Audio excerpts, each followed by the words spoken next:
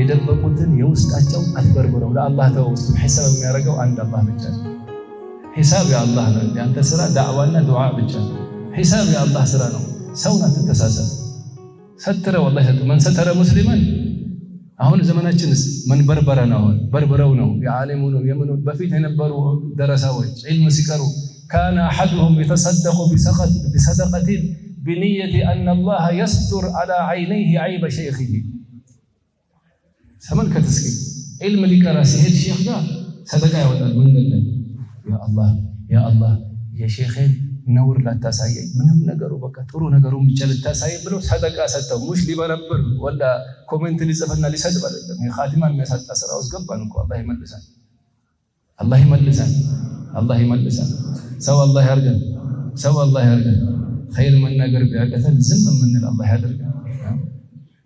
فليقل خيرا او ليصمت قالوا ነብዩ አትናገር መቻል ወይ خير ተናገር ባትችል ዝም በል من صمت نجا حسن الظن بالمسلم خصلتان